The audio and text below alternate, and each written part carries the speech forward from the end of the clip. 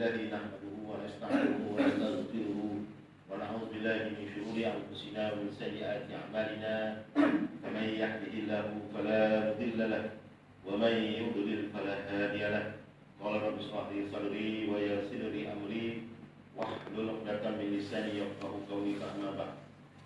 Silakan hadir Tuan Kursi Putrau juga Tuan Imam, hadir Tuan Timbalan, ada di Jatan Kuasa Surau dan juga tuan guru, ibu-ibu dan juga bapak-bapak, tuan haji dan juga puan-puan hajah, tuan guru yang hadir pada hari ini, bapak-bapak saya, ibu-ibu saya. Saya doakan mudah-mudahan mendapat keberkatan dan rahmat, dipanjangkan umur, diberikan rahmat oleh Allah Subhanahu Wa Taala. Dan mudah-mudahan kita pada hari ini dan seterusnya kita diberikan kekuatan oleh Allah Subhanahu Wa Taala untuk menjalani kehidupan-kehidupan yang semakin mencabar. Dan mudah-mudahan berkat kita sama-sama berkongsi ilmu. Saya pada hari ini ingin berkongsi ilmu dan juga saya sekadar membaca kitab je lah. Saya rasa di kalangan kita dah faham. Dan insyaAllah hari ini kita membuka tajuk baru dan tentang talak, rujuk engkar Cina Bunta. Dia ada beberapa pasal ni. Kita tentang talak dululah. Dua minggu lepas kita bercerita tentang nazar selesai. Hari kita tajuk baru iaitu tajuk talak untuk bab perceraian. Dan kita kongsikan kenal tentang cerita talak ada dua keadaan. Satu perceraian di zaman jahiliyah sebelum datangnya Islam. Sebelum datangnya Islam, kita memahami yang di zaman sebelum datangnya Islam, cerai itu sangat hina lah, sangat hina. Sehingga kan tidak ada keadilan. Biasanya akan melibatkan penganiayaan dan juga penghinaan kepada kaum wanita. Zaman jahiliyah ni, kalau kita tengok perceraian itu lebih kepada kaum lelaki yang banyak menang. Tapi setelah datang Islam, dua-dua menang. Malahan kalau kita tengok dalam satu peringkat, sekarang ini seolah-olah kaum wanita lebih menang. Sebab pembelaannya terlalu tinggi oleh Islam terhadap kaum wanita. Sehingga orang laki-laki ini bila dia kahwin, dia terperangkap dengan undang-undang. Dia dah nikah saja, macam-macam lah undang-undang yang nak kena jadi. Sehingga orang laki-laki tak berani nak mengangkat tangan, nak berlaku nak elak. Dan dalam undang-undang banyak membantu orang Islam, membantu orang perempuan. Waktu indah ni undang-undang Islam kita kena sama-sama jaga. Kita kena sama-sama martabatkan supaya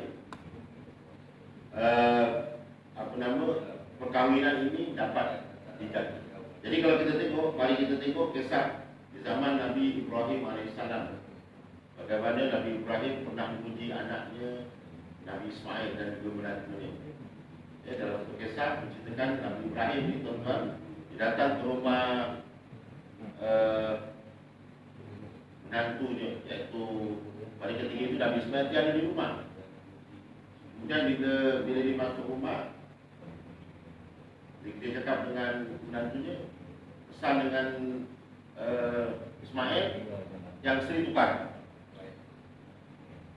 Kemudian istrinya bercakap dengan Nabi Ismail. Nabi Ismail pun faham maksud yang seri itu, maka diceraikan istrinya. Kemudian Nabi Ismail pun kahwin lagi lah dengan seorang gadis daripada Jurhum. Kemudian Nabi Ibrahim datang ke rumah menantu itu ketika Nabi Ismail datang. Dan isterinya yang berbangsa Jurhum itu, dia menghalang bapa mertuanya daripada masuk. Kemudian bapa mertuanya menjawab, yang seri jangan buka. Maka Nabi Ismail pun faham dan tersenyum. Maka bahagialah Nabi Ismail dengan isteri itu. Jadi bapanya itu memuji. Dia memuji. Maknanya ketika ketiadaan suami, maka tidak boleh orang lain masuk. Sehingga hatta bapa mertua atau mak mertua tadi. Tapi kalau nak masuk juga, Coba beritahu lah. Tapi biasa kita semua faham. Ya, semua kita faham. Biasa orang kita bagi masuk. Tapi setelah di bawah pengetahuan anaknya lah, kan kita ni pergi kerja, nanti mak mertua kita atau bapak mertua kita datang. Tapi biasanya anaknya dah tahu kan, tapi ini tak tahu, tak ada telefon, tak ada telegram, tak ada apa. Maka dalam Islam begitu sekali Nabi Ibrahim menguji anaknya, ya, tentang bagaimana supaya Nabi Ismail ini menjaga dan nak menunjukkan isteri yang baik, isteri yang menjaga hal ehwal keluarga, sehingga kan orang luar tak boleh masuk. Ini cerita Nabi Ibrahim dan Nabi Ismail lah, tuan. Jadi ada satu riwayat menyebut tentang demikian. Namun zaman sekarang dah ada macam-macam telekomunikasi, dah ada telefon, dah ada Facebook, dah ada video call. Biasa kalau mak mertua datang tu, anaknya datang. Jadi itu tak ada masalah. Maksudnya datang ke atas pengetahuan. Ini kalau datang tak ada pengetahuan. Macam saya cerita pengalaman saya lah. Satu hari seorang isteri, dia duduk dekat Leisure Farm, orang kaya. Kita buat puasa lah. Suami dia seorang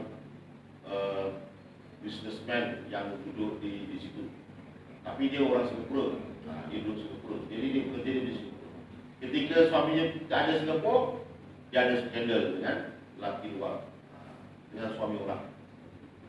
Tapi rupanya dalam diam-diam suami ini pandai. Walaupun rumahnya tak ada CCTV, tapi jalan raya pun ada CCTV. Dicek dengan guard. Kenapa rumah kau diberi orang lain masuk ni? Jadi isteri ni ingat selamat. Rupanya suami ini pandai.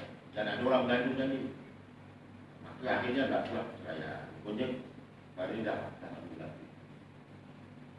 Skandal orang dan isteri orang. Jadi buat tangkapan, ya, buat tangkapan itu. Maka kisahnya begitulah. Ya. Maksudnya itu orang luar lah.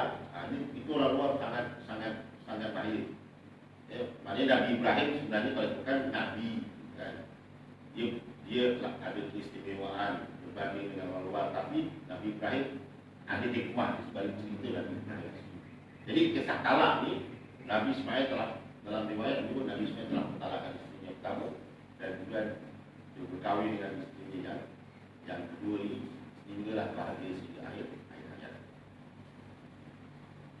Jadi tuan-tuan hadirin yang dirahmati Allah Subhanahu wa taala sekalian, ada kisah yang kedua pula di zaman jahiliyah, perkahwinan lelaki dengan wanita kalau berkesudahan dengan perceraian, maka isteri tua tadi tidak akan mendapat layanan yang malahan mereka tidak akan mendapat hak perwarisan, sehingga kan akhirnya mereka terabai. Dan ada di kalangan mereka yang menjadi hamba. Satu wanita itu. Ada di kalangannya yang terpaksa dipindahkan kepada orang lain, tukar budak lain. Itu sekali pembinaan kepada kaum wanita. Namun setelah datangnya Islam, turun satu ayat surah daripada Al-Quran menyebut surah An-Nisa ayat 23. Allah Ta'ala berfirman, A'udzubillahi minasyaitonir rajim. Bismillahirrahmanirrahim. Hurrimat 'alaikum ummahatukum wa banatukum wa akhawatukum wa 'ammatukum wa khalatukum wa banatul akhi wa banatul ukht wa ummahatukum allati arda'nakum wa akhawatukum min ar-radha'ah وأمهات نسائكم وربائبكم اللاتي في حجوركم من نسائكم اللاتي دخلتم بهن فإن لم تكونوا دخلتم بهن فلا جناح عليكم وحلائل أبنائكم الذين من أصلابكم وأن تجمعوا بين الأختين إلا ما قد سلف Innallaha kana ghafurar rahima. Shadaqallahul azim. Diharamkan di atas kamu bernikah dengan ibu kamu sendiri, anak-anak perempuan kamu, saudara-saudara kamu, adik-beradik kamu, adik-beradik bapa kamu, adik-beradik perempuan ibu bapa kamu, anak perempuan saudara kamu, anak perempuan saudara perempuan kamu, ibu-ibu yang menyusukan kamu, perempuan-perempuan sesusu, ibu, isteri kamu, anak tiri yang dijaga oleh isteri daripada isteri kamu yang telah dicampuri, tetapi sekiranya kamu belum mencampuri ibunya, maka tiada halangan untuk kamu berkahwin dengannya. Dan isteri-isteri anak lelaki kamu, menantu perempuan, diharapkan bahawa kamu memadukan saudara perempuan yang bersaudara kecuali apa yang telah berlaku sebelum keluar larangan ini. Kerana sesungguhnya Allah adalah Maha Pengampun lagi Maha Penyayang. Jadi tuan-tuan, dalam ayat Quran yang baru kita baca ini, di zaman jahiliyah memang berlaku perkahwinan yang tidak betul. Seorang laki-laki kahwin dengan anak perempuan dia, kahwin dengan mak dia. Saya nak cerita pun beli sebenarnya. Saya tak payah cerita lah. Saya berlaku satu sistem keluarga yang tidak betul. Dan sampai sekarang pun berlaku. Kalau yang bukan Islam berlaku. Khususnya di Nepal berlaku. Di Bhutan, di negara-negara yang di perkampungan orang-orang asli yang belum datang syariat Islam, berlaku perkahwinan yang sedemikian itu. Sampai sekarang masih lagi berlaku. Jadi datang Islam tidak susun balik, tidak sempurnakan balik. Maka Islam memberikan sinar yang bergemerlapan untuk kita semua, supaya sistem keluarga kita berlaku dalam keadaan sempurna. Jadi talak ini dalam perkahwinan sebelum Islam sangat buruk. Maka setelah perkahwinan datang Islam, berlaku kesempurnaan yang baik. Jadi ayat ini tadi diturunkan khas untuk umat Islam di zaman ini mengenai undang-undang pernikahan dan perceraian. Dan undang-undang ini berkekalan sehingga hari kiamat. Ini kita tentang talak, kita tentang perkahwinan. Jadi rukun talak, sebab talak ini. Jadi rukun talak ni ada 5. Rukun talaknya ada 5. Jadi kita cerita dulu, apakah dia makna rukun? Rukun ini dia adalah asas terpenting dalam sesuatu rukun. Dia rukun ni berbeza dengan wajib. Beza. Rukun solat, wajib solat tak sama. Setelah kita nak bagi mudah ni, rukun buat mi gandum. Kita bagi faham ni bapak-bapak. Kalau jadi rukun mi gandum ni, kita akan cari kat mana biasanya? Cari kat kedai. Rukun tak ada dekat dapur. Dia mesti kita contohnya katakanlah, saya kata hari ini saya nak sarapan mi gandum. Jadi saya kata saya jangan minyak kan. Jangan apa nak pergi buat mi gandum. Jadi kat dapur tak ada apa-apa ni. Jadi caranya bang pergi kedai tulis barang-barang. Jadi barang-barang untuk buat mi gandum tu lah hukum. Tapi kat rumah dia apa? Begitu juga. Jadi rukun ni biasa kat kedai. Yang kat rumah tu lah ni wajibnya. Kat rumah ada priorasi. Pokoknya baru pindah rumah tak ada api air, tak ada kayu api. Maka buatlah mi gandum dengan rice cooker. Begitu je paling wajib itu ada di rumah, yang rukun tu ada di kedai masjid.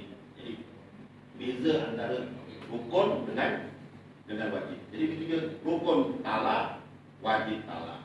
Rukun solat, wajib solat. Jadi rukun solat,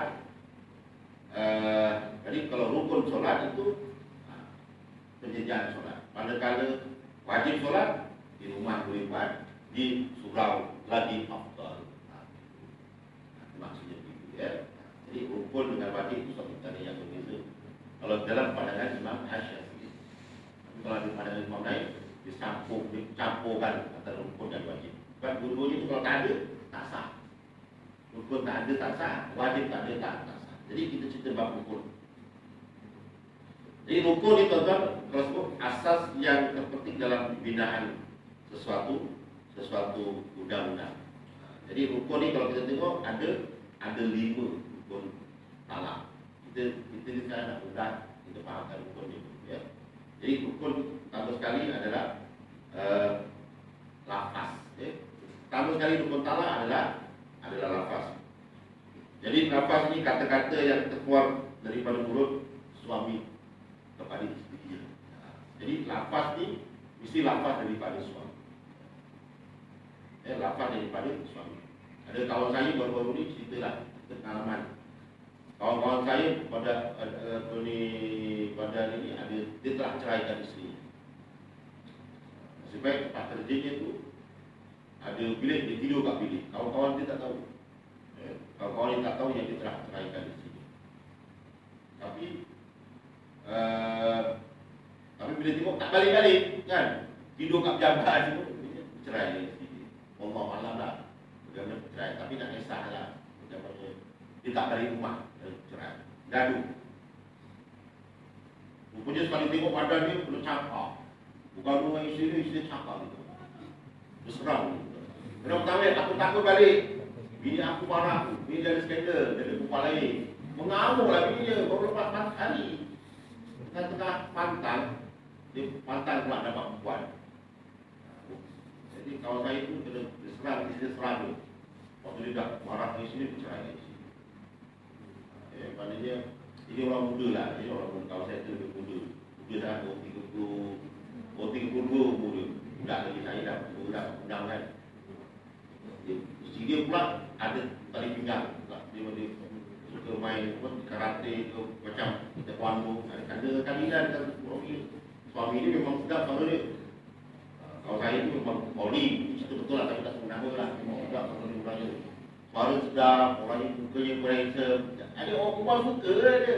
Dia kalau nanti dia ada cerita lain lah. Mungkin mak dia suka dia, orangnya baik saja. Dan kemudian dalam WhatsApp dia, isteri baca. Isteri baca itu apa, dia ada buat kelon WhatsApp ni, dia boleh buat dalam negara ni. Dia ada teknologi, dia tahu apa yang suami dia buat kat luar, main WhatsApp. Dia balik, serang, dia serang merah-merah dia belakang dia, kakak isteri dia ceraikan. Lepas tu dia kan sian kan, tapi orang muda kan, orang muda. Jadi ibu-ibu bapak yang saya berikan, cerita pasal rukun ni, pertama lafaz. Lafaz ni mesti lafaz tersebut, kata ulama, lafaz sesuatu yang dikeluarkan daripada mulut suami kepada isteri, luahan daripada suami kepada isteri, itu sudah disebut lafaz. Jadi setiap suami yang ingin mentalakkan isterinya mesti melafazkan sendiri tanpa paksaan daripada sesiapa. Jadi istilah itu paksaan, dia mesti lafazkan sendiri dari tanpa paksaan. Dia bukan gesaan. Beza paksa dengan gesa tak sama. Paksa ni yang kita dulu pernah kongsikan, ni kita ulangkan sebenarnya ni, belum kita pernah buka dulu ni. Paksa ni sama ada isteri mengugut nak bunuh diri, atau nak melompat, atau nak terjun tingkap, atau tengah suami tengah malu, dia buka pintu, kalau tak terjun, dia ugut suami dia, maka itu dikatakan sebagai paksaan. Dan suami rasa terancam, nyawa dia atau nyawa isterinya atau nyawa orang lain. Kan maksud dari sudut lafaz ni, bukan paksaan ya. Bagi orang yang tidak mampu berbicara seperti bisu, maka bolehlah dia menggunakan isyarat yang mempunyai maksud talak atau bercerai. Walaupun orang bisu itu dia tidak belajar sekolah orang bisu. Tak baca bahasa isyarat. Dulu saya tuan-tuan masa tahun 2000 itu pernah ikut kursus di bawah Jakim. Kursus bahasa isyarat, ya Allah, pernah.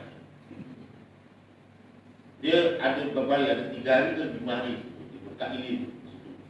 Dia ada hari keberapa pergi ke tempat satuan orang bisu. Memang orang bisu betul lah. Kami ada lebih kurang 30 peserta yang datang daripada seluruh Malaysia, dipanggil itu campurlah sama Sarawak, Kedah, Johor. Dia latih, belajar dulu. Antara gurunya adalah masa itu tidak ada satu guru adalah yang selalu datang dalam, kalau berita dia akan bawa dekat berita RTM.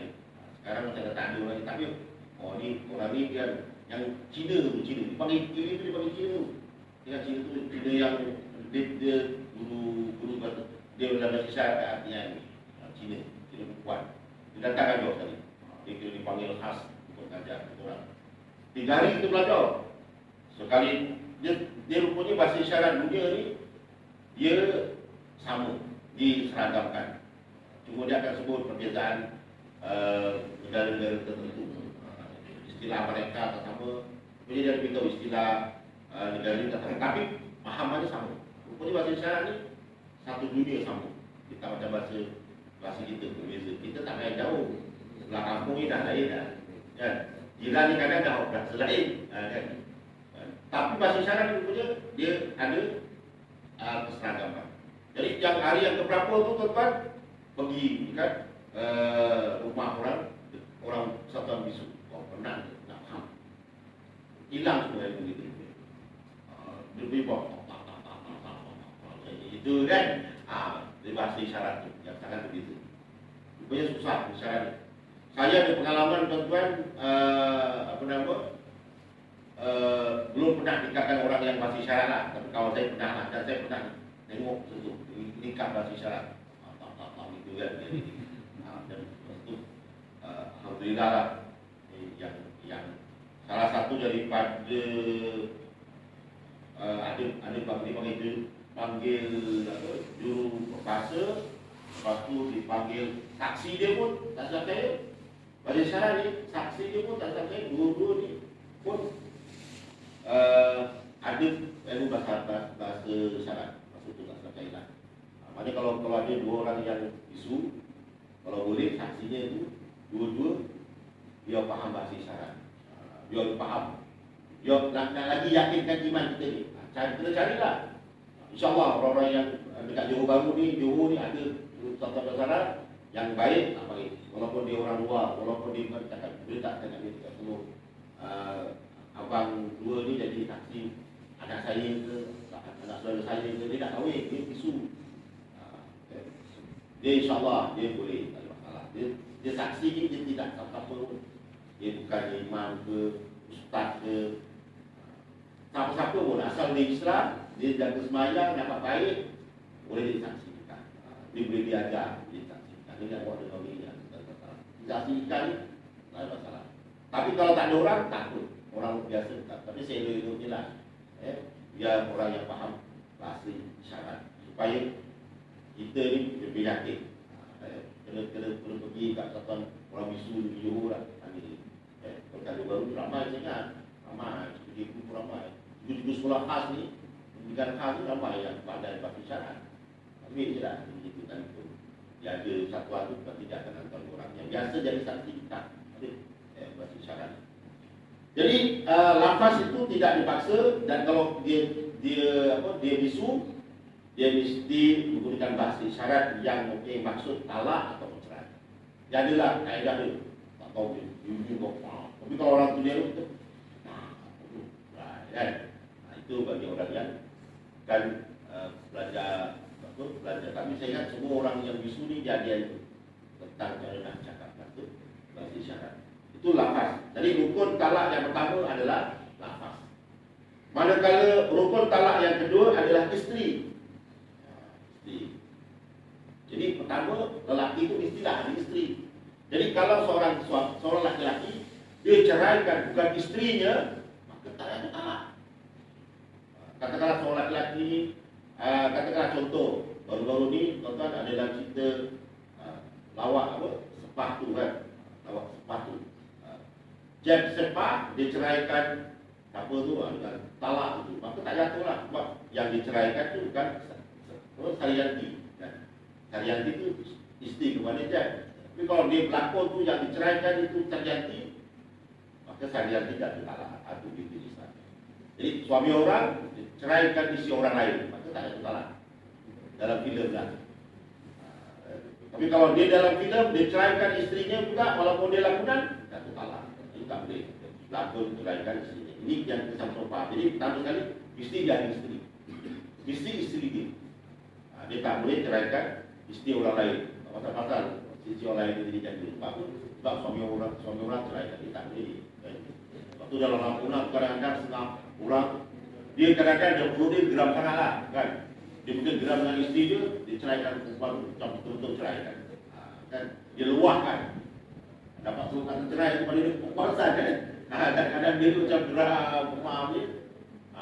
Betul-betul diceraikan. Tapi yang diceraikan bukan isteri dia sendiri. Jadi kalau kita faham tuan-tuan, tidak sah bagi seorang suami mentalakkan seorang perempuan yang bukan isterinya. Jelas. Itu mazhab semua tak sah. Semua mazhab dalam satu dunia menyebut tak sah ceraikan isteri orang lain. Hatta dalam mazhab Syiah itu, ya tidak sah.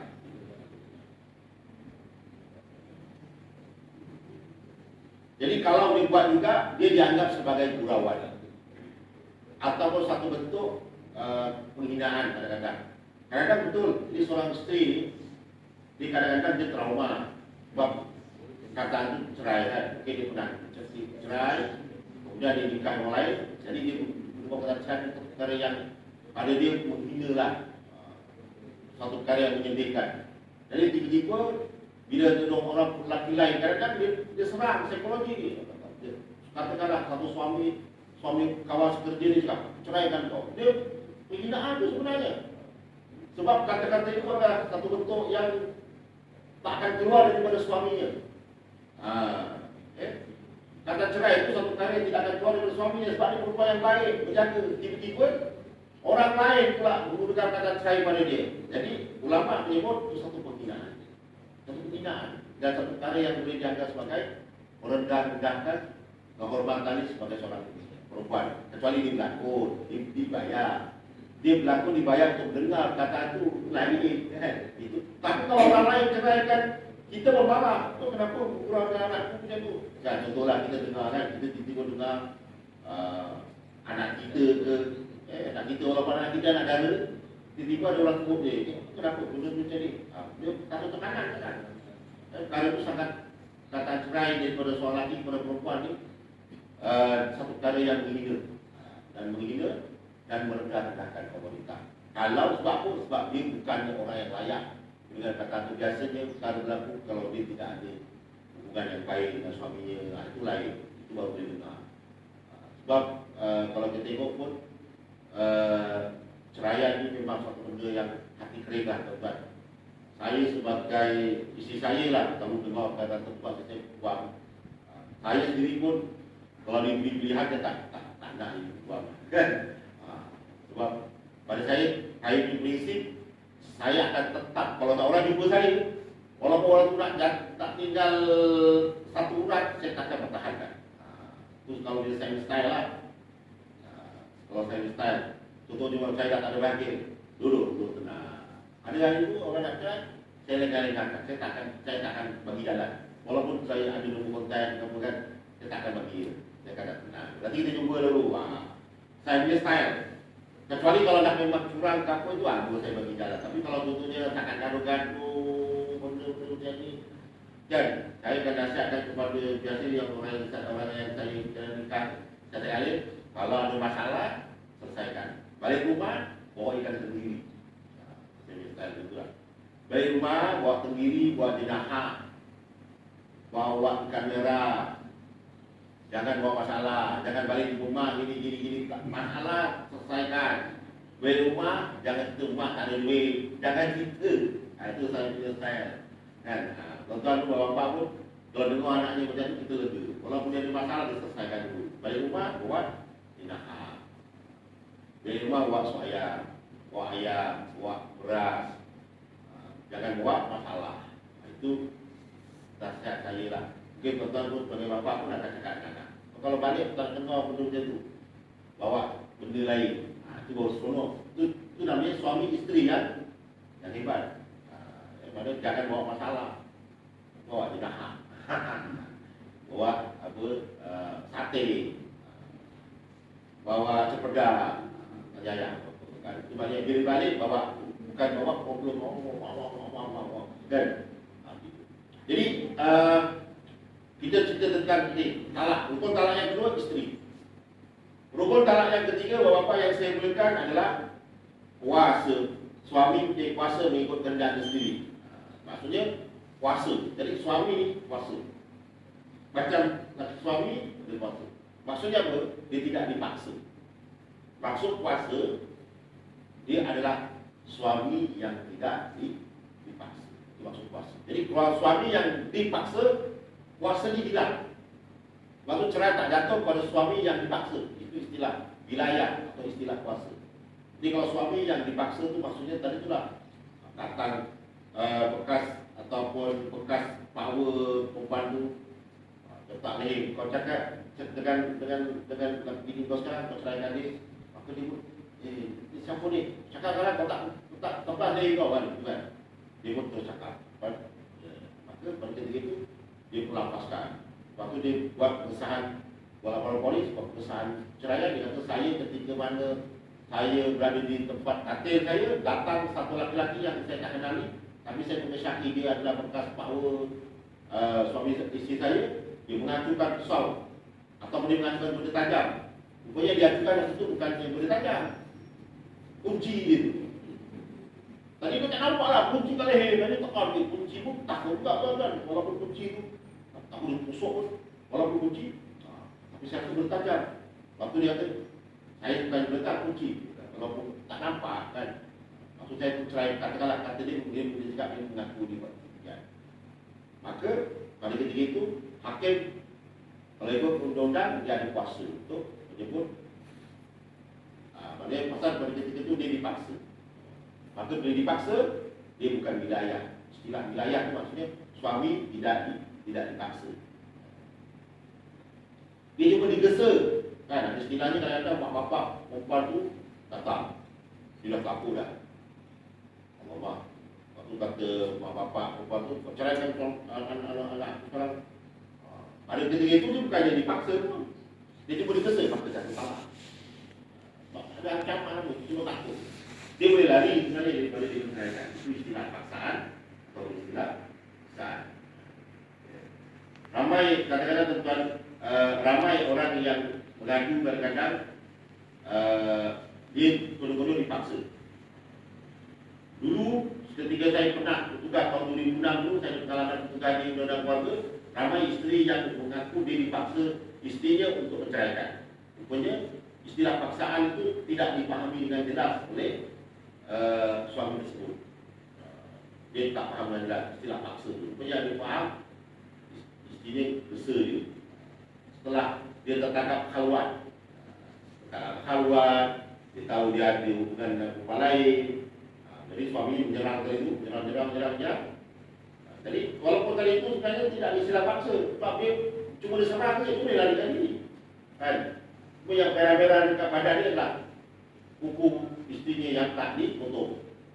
Jadi tajam untuk mencalakan badan dia. Itu begitu. Jadi itu yang ketiga. Dan yang keempat, niat. Niat. Jadi kalau kita faham cerai, dia sebenarnya tetap jatuh. Kerana cerai ini dia tidak istilah yang jelas. Maksudnya dia gini, satu suami dia kalau sebut kata cerai pada isterinya tetap jatuh. Itu sebut. Maksudnya walaupun menggunakan perkataan gurau sekalipun, kata suami pada isterinya dia bergurau. Dia pun cakap aku ceraikan kau. Kata suami pada isterinya, maka tetap jatuh talak. Maksudnya walaupun dengan gurauan, setiap lafaz gurauan atau lafaz yang tidak memberi maksud talak dengan terang memerlukannya. Kalau itu maksudnya lafaz yang tidak jelas. Jadi lafaz ada dua, satu lafaz ada tiga, satu lafaz jelas, satu lafaz taklid, satu lafaz kinayah ataupun lafaz secara disebut sebagai sindiran. Itu dalam kaedah yang disebut oleh Imam Asy-Syafi'i dan juga imam-imam yang lain. Jadi lafaz yang pertama iaitu lafaz yang terang ataupun sore, jelaslah. Kata suami kepada isterinya, aku talakkan kau dengan talak satu. Ini sekali tuan-tuan ibu-ibu yang saya berikan, ramai suami dia ceraikan isterinya. Rupanya ada di kalangan suami yang suka main kata itu sebenarnya, dan isteri akan mendiamkan diri. Dia kerana cintakan suaminya yang cakapnya ramah banyak kes sekarang ni. Sebenarnya dia kadang-kadang dia marah sikit, kata suami tu aku ceraikan kau. Rupanya setelah akhirnya dah berlaku pembantaian, penganiayaan yang ramai, yang banyak, barulah nanti dia buat pengakuan depan hakim ke. Jadi kat saya sebenarnya tuan hakim dah 10 tahun, tak berapa ribu kali dah diceraikan saya. 20,000 kali. Dan 10 tahun dah berapa ribu kali. Bila gaduh dia sebut cerai, penting laki dia tu. Gitu. Ya. Dia mudah cakap. Dia dah gaduh, lepas tu dan dah baik, makan kamu kan, dah makan dah sayang. Nanti gaduh balik, campur lagi. Nanti bila dah berada di pujuk, ajak makan kat luar, ajak makan di kantong sikit, ajak makan roti kering sikit, roti kosong. Sekali. Macam betul sekali, dia punya rapuhnya sebutan pun. Padahal kalau kita ni, ya Allah, ke ibu-ibu bapa ni, ya Allah, masya-Allah kan. Takut kita nak dengar tu takut nak lari. Saya ni tuan-tuan kalau cerita ni boleh, tapi kalau dekat rumah saya tak berani cerita bab-bab yang kata ni tak berani. Kalau ada TV-TV ni kita tak nak tengok. Takut kita dah jadi tercakap-cakap, bukan. Takutnya kita ni. Kalau boleh tak nak dengar perkara yang sedemikian. Takut zaman sekarang ni mudah kita dengar pun, ya Allah, masya-Allah. Takut kita, ya, takut. Ya. Jadi satu terang, satu dan jelas. Itu sebut sore.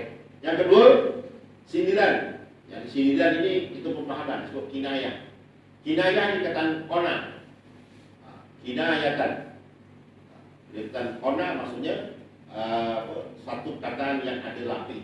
Istilah dalam bahasa Arab qona itu maksudnya bukan gosip dan you ada corner juga. Ada corner tu yang suka tak.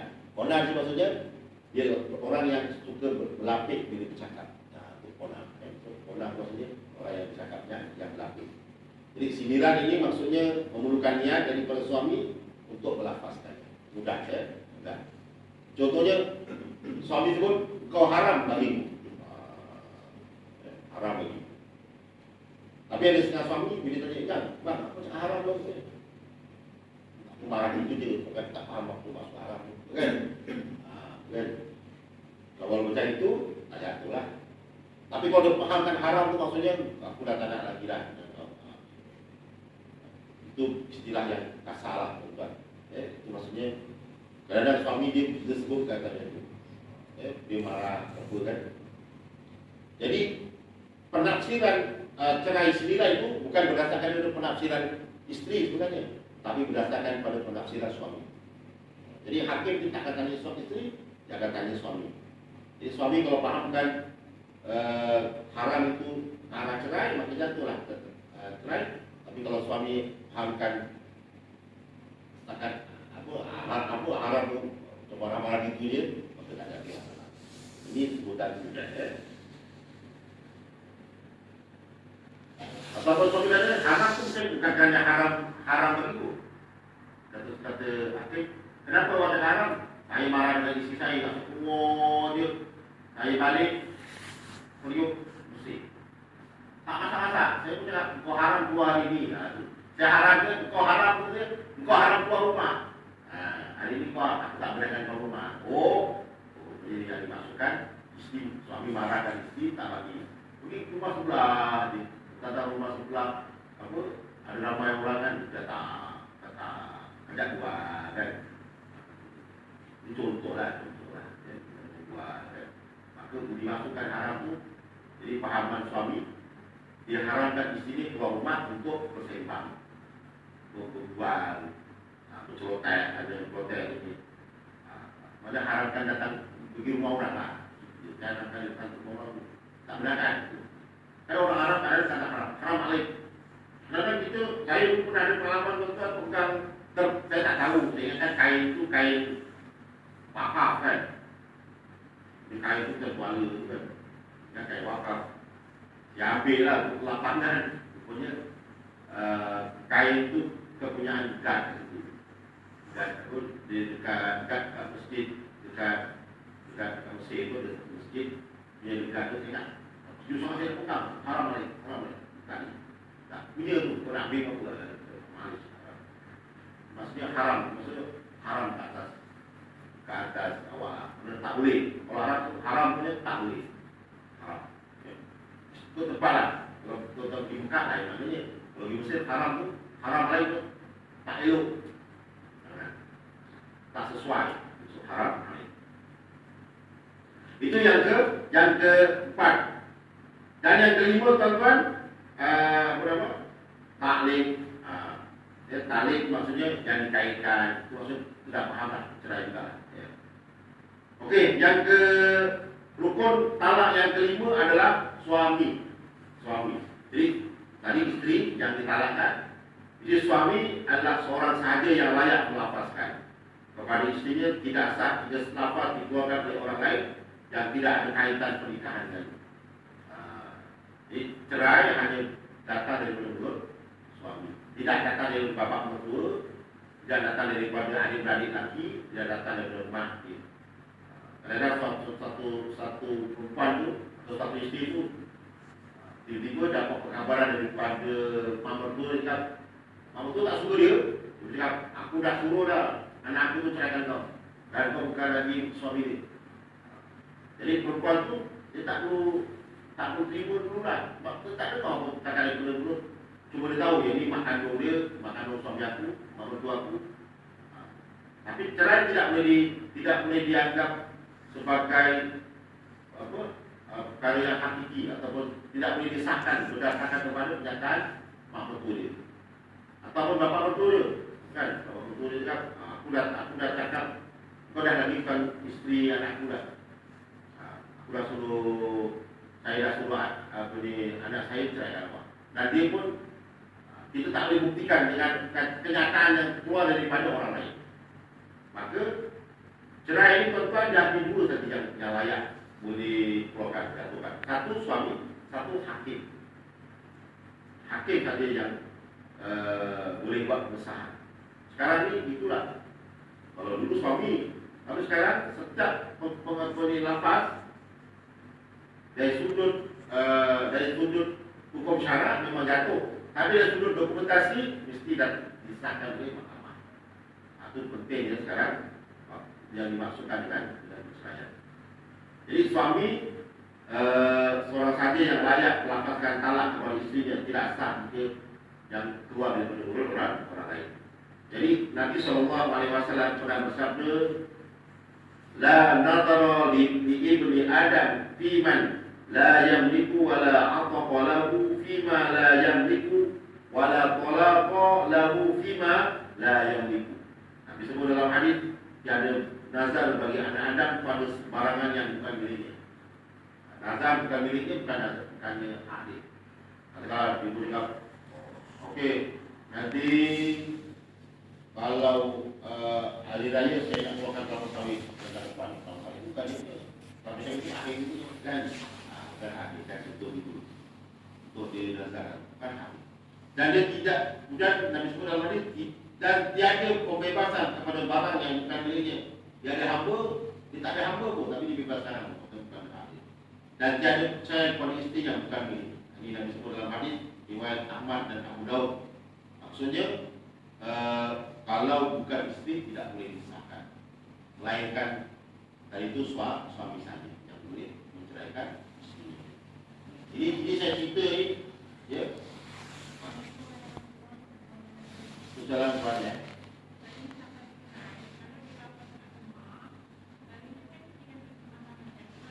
Betul lah.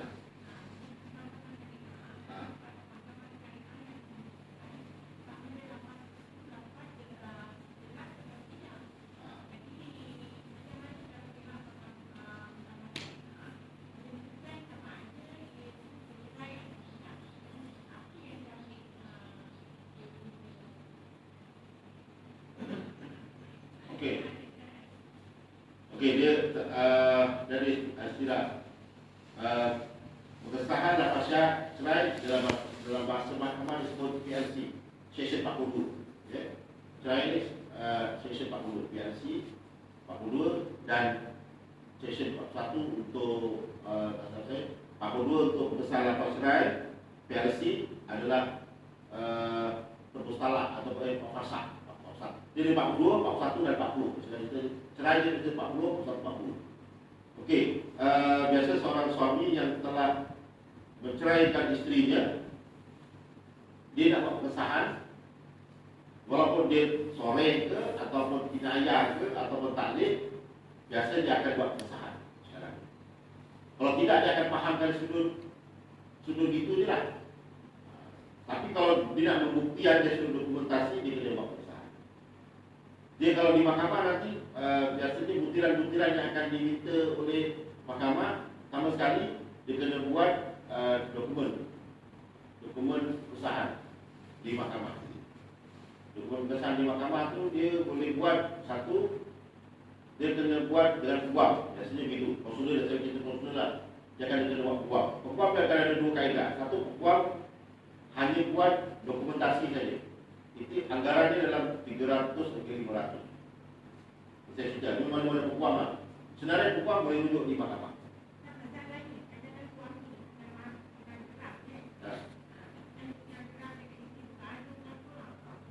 Dia tak ada biji sama kan? Okey. Okey.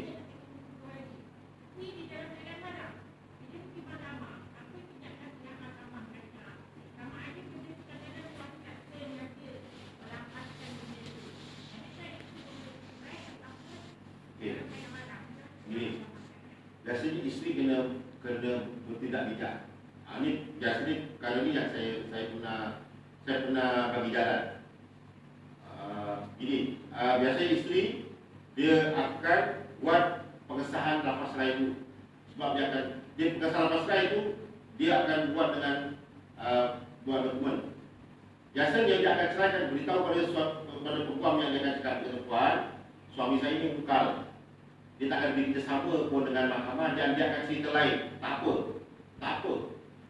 Dia biasa tidak akan bekerjasama. Tapi isteri tetap juga buat prosedur pengesahan lafaz cerai tanpa kehadiran suami. Satu. Nanti di mahkamah permohonan kena lakukan oleh suami oleh isteri melalui peguam dia. Ataupun dengan itu nanti dekat situ hakim akan mengarahkan suami hadir. Kat situ kuasa hakim akan keluar pula. Jadi isteri tadi gunakan kuasa hakim dan hakim akan perintahkan suami yang lepaskan cerai tadi hadir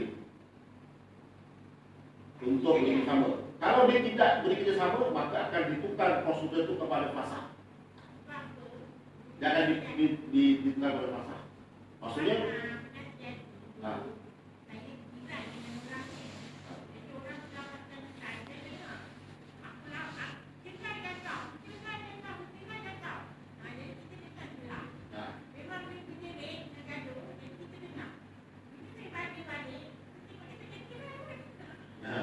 dia nak cerai itu sebabnya isteri itu juga pesan.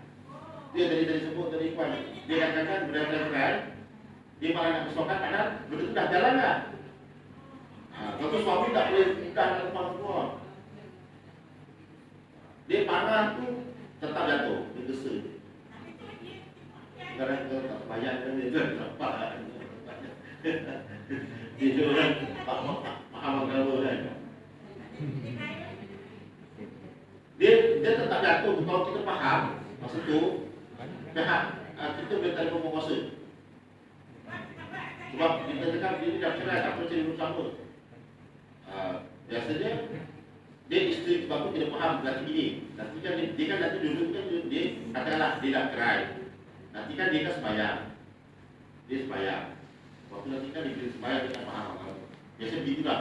Dia faham kata suami aku dah ceraikan aku. Tapi aku rasa jadi akhirnya biasanya keinsapan tu akan datang pada pihak perempuan. Dia kata selama ni dia akan hidup sama, tapi dia dah tahu isteri suami dia dah ceraikan dia kali. Maka pada itu isteri nak tak nak dia duduk pindah. Sama dia terus duduk dalam gelombang dosa. Yang kedua, sama dia buat pengesahan. Kalau dia faham agama, dia akan tentunya terpaksa cakap baik, boleh lepas kau walau kan buat. Dia akan buat pilihan lah. Dan selalunya dia pun akan tua. Dia akan anak-anak, dia akan risau juga. Kita kau tak boleh pakai ini.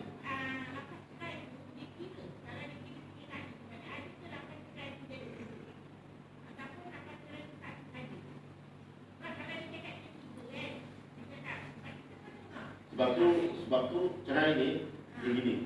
Bila salah seorang kata, tapi kalau dua-dua tu jenis bayang, jenis minum arak, kita pun tak ada apa-apa.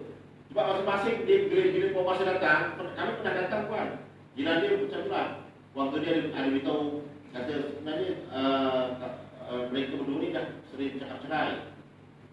Tapi dia bila kami datang, kami tanya. Jadi penguasa, sebab tu dalam Islam, nahnu nahkumu bil zawahiri.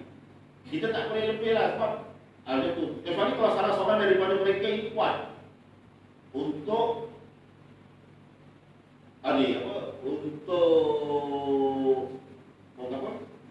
untuk membetulkan keadaan keluarga mereka. Barulah kalau nak kata keluar. Biasanya itulah salah seorang dari perempuan. Biasanya isteri lah yang nampak lah. Biasa isteri ataupun suami. Tapi isteri lah kalau lebih lagi banyak isteri. Maknanya dia kata dia tak mampu lagi hidup dalam keadaan bergelombang dengan dosa. Sebab selama ini suami dah cerai dan cerai dia, tak mampu keadaan dia keluar daripada itu. Kalau yang jenis kadang-kadang angkor dia, bila kita datang, ni saya nikah dengan suami saya. Ada. Sebab itu, ada kaedah. Bila isteri buat kesalahan masalah juga, dia ada berlaku. Isteri tetap buat kesalahan masalah. Suami kata menafikan, saya tak pernah lepas. Dia kena buat sumpah syar'i di hadapan hakim. Kata wallahi saya tak pernah melampaukan, maka akan ditanggung oleh suaminya. Itu dia buat sumpah syar'i. Kalau suami kata isteri kata saya dengar, atau suami kata tak, maka awak bersumpah syar'i. Mungkin setelah itu dia akan fahamlah. Isteri dia sebab tu bila dalam Islam banyak undang-undang membantu orang membantu isteri ni. Sebab isteri perlu ada ilmu. Macam mana nak tahankan. Jadi kalau takkan dia cakap-cakap dengan jiran, kita pun dan jiran pun gaduh-gaduh agama, nanti datang pun dia tengok tak mana. Isteri pun dia sendiri pun tak nak ubah hidup dia kan. Sebab apa? Sebab ni nak beritahu kan, jenayah syar'i ni dia tak macam jenayah sivil. Kalau ada dadah atau bunuh kan, memang terus polis tambah bukti. Kalau jenayah syar'i berkhalwat, sebab berkhalwat dah senang. Bila kita datang, tiba-tiba dia kata mak dia ada, tak boleh dituduh khalwat. Contoh katakan baru-baru kami ada datang pergi rumah dekat kampung Pok tu mana. Anak dia laki-laki orang bawa perempuan orang duduk dalam rumah. Orang tanah kata ibu kan. Tiba-tiba dalam rumah tu ada mak bapak dia, mak bapak lagi tu. Jadi dari sudut undang-undang agama, kita tak boleh tuduh dia sebab dia sekawat. Ada orang kata dia dah macam suami isteri dah. Dia buat lelaki tu bawa perempuan tu dalam bilik dia, tapi dalam rumah tu ada bapak dia. Bila kita datang, bapak dia ada, lepas tu dia makan. Ini perempuan ni diorang ni anak kat saya. Tak boleh nak cakap. Tapi bila malam tidur masuk bilik masing-masing. Jadi undang-undang pun tak ada sangat. Jadi syar'i ni lain. Sebab syar'i ni, kata Nabi SAW, kan ada perempuan datang dengan taubat. Jadi jenayah syar'i ni dia tak macam jenayah sivil. Kalau bunuh, kisos. Kan? Terus dia gitu.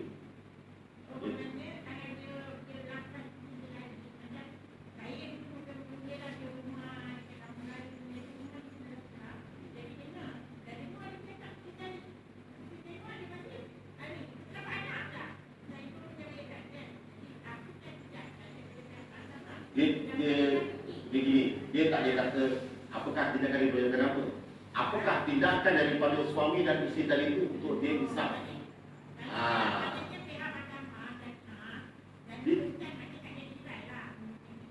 Dia kena dia sebenarnya kalau pihak dia bukan istilahnya apakah tindakan daripada kenapa?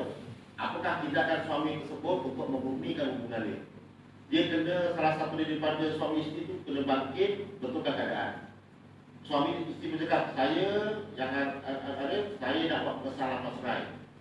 Kalau tidak, isteri tadi katakanlah dia berapa tahun yang suaminya tetap menafikan selama ini dia berceraikan isterinya. Jadi isteri tadi boleh buat permohonan perintah fasakh. Saya tak nak duduk dengan dia. Dia kena keluar daripada perkahwinan tersebut. Bukan tindakan daripada agama, tindakan daripada isteri. Sebab apa? Sebab dia salah satunya bukti yang dia dapat. Dia kena kuat. Tapi kalau dia jadi tak bayar, keauran, sedang selaba ya. Jadi sekarang ni, kembali pada perempuan tu. Bukan kembali pada agama.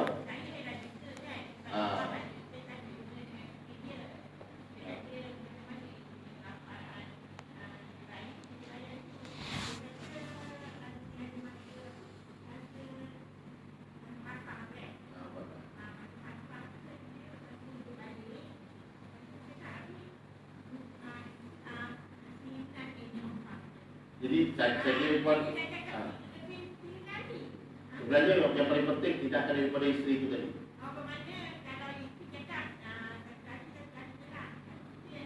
Dia kena lantik satu pegawai unding yang boleh bantu dia.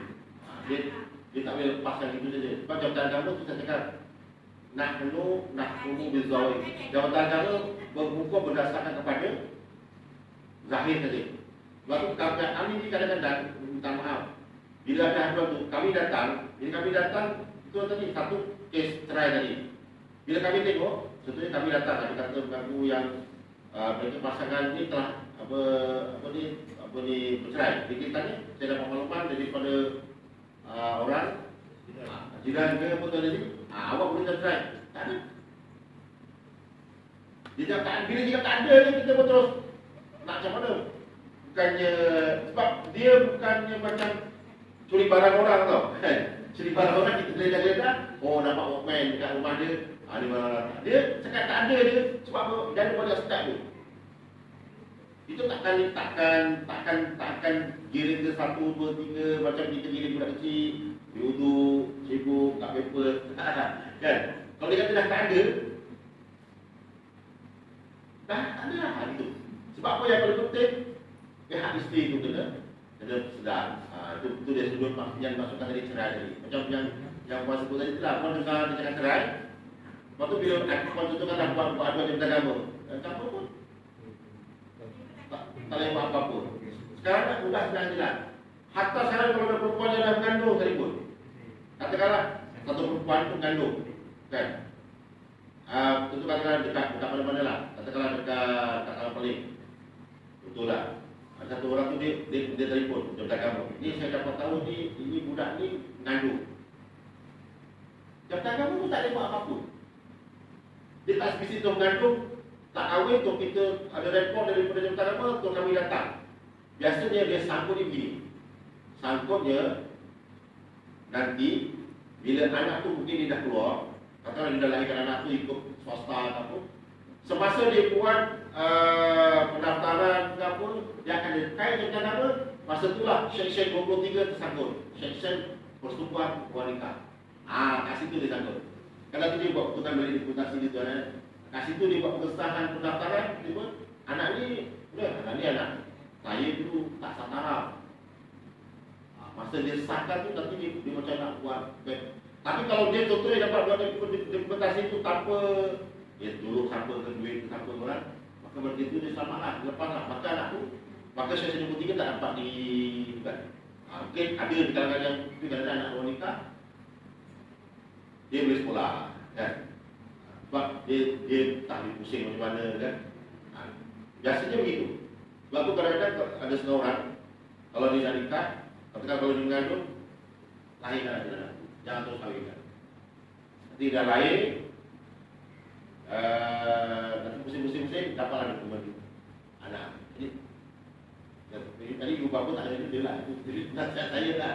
Nanti biasa dapat. Tapi kalau cakap bapak dia kadang-kadang bila anak dia mengandung, dia menggelapah. Dia tu nak nikahkan dengan suami yang mengandung-gandung. Masa dia tu memang terus sangkut lah. Masa dia menjaga agama, awak mengandung